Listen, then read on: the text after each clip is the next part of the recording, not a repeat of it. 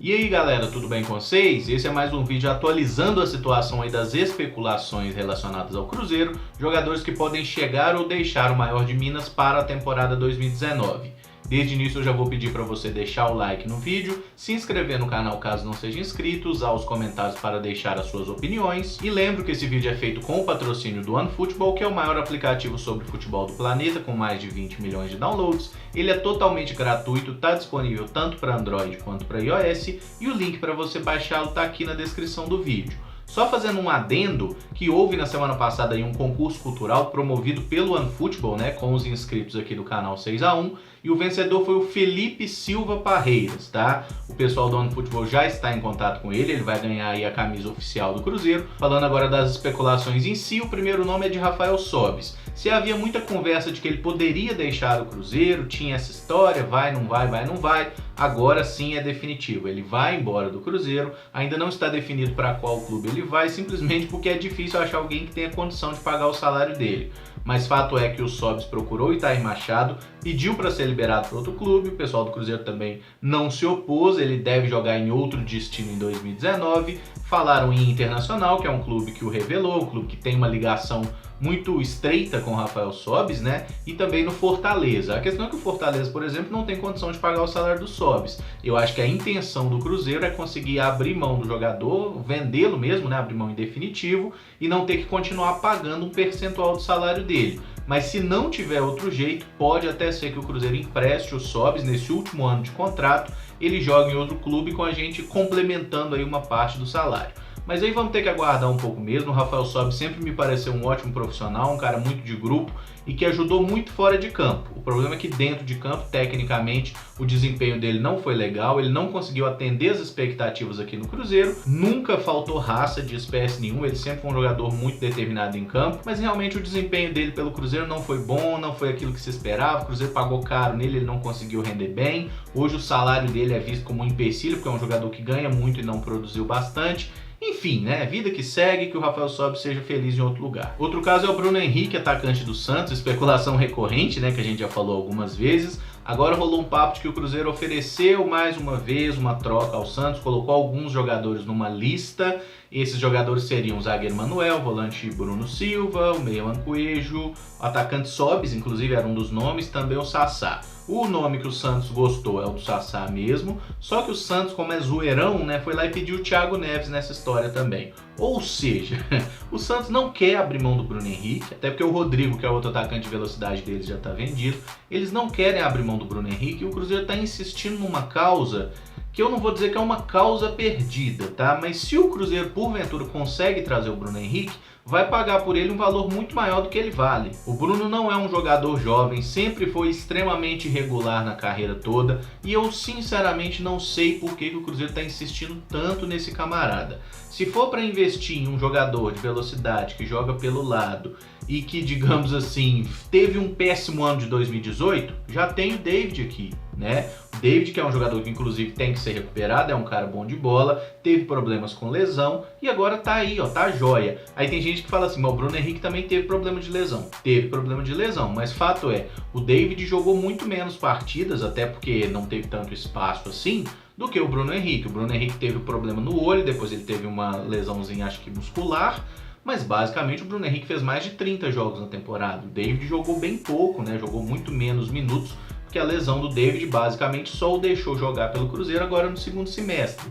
E não ter pré-temporada é uma coisa que pesa bastante. Mas enfim, a partir do momento que o Santos pede esses jogadores assim, tipo pediu o Arrascaeta, tipo pediu o Thiago Neves, pra mim significa que estão pedindo muito alto, que é pro Cruzeiro sair do negócio, eles não querem liberar o jogador, e o Cruzeiro deveria olhar pro mercado e descobrir que existem outros jogadores no mundo que não são o Bruno Henrique. Falando aí no Thiago Neves, né, outro clube que especulou ele, além do Santos, além do Corinthians, que já tem a conversa há algum tempo, foi o Grêmio. De todos esses, o único que parece saudável financeiramente para tirar o Thiago daqui seria o Grêmio, mas particularmente eu sigo duvidando que o Thiago Neves deixe o Cruzeiro para jogar em qualquer outro clube do Brasil. Acho que se ele sair, o que também não é muito provável, é só para fora, mais especialmente lá pro futebol das Arábias mesmo. Time brasileiro nenhum vai pagar a multa dele, que é 10 milhões de dólares. E aí uma composição de troca, será que alguém faria uma proposta realmente boa, oferecendo jogadores bem interessantes para o Cruzeiro? Não acredito. acredito. Até porque, olha lá quem que são os bons do Grêmio. Quem que é bom lá? Jeromel, Kahneman, Marcelo Groi, goleiro a gente nem precisa, mas enfim, Marcelo Groi, o Maicon, volante, tem que Everton Cebolinha, Luan... Alisson não, Alisson já passou pelo Cruzeiro, mas também o Grêmio não ofereceria.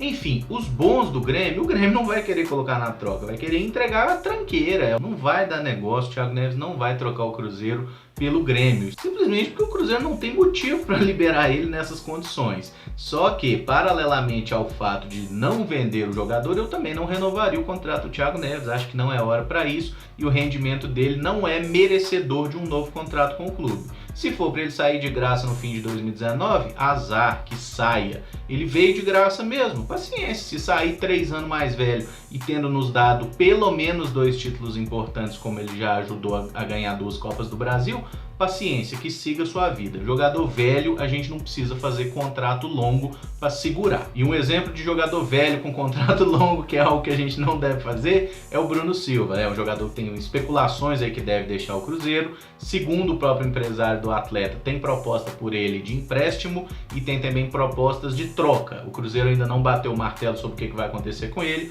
mas fato é que o Bruno Silva não vai ficar no clube para 2019. Não revelaram quais são os clubes que fizeram essas propostas por ele, mas fato é que ele vai cascar fora mesmo. A melhor notícia desse vídeo, pelo menos na minha avaliação, é sobre o lateral direito Gilberto, que pertence à Fiorentina e jogou a última temporada pelo Fluminense.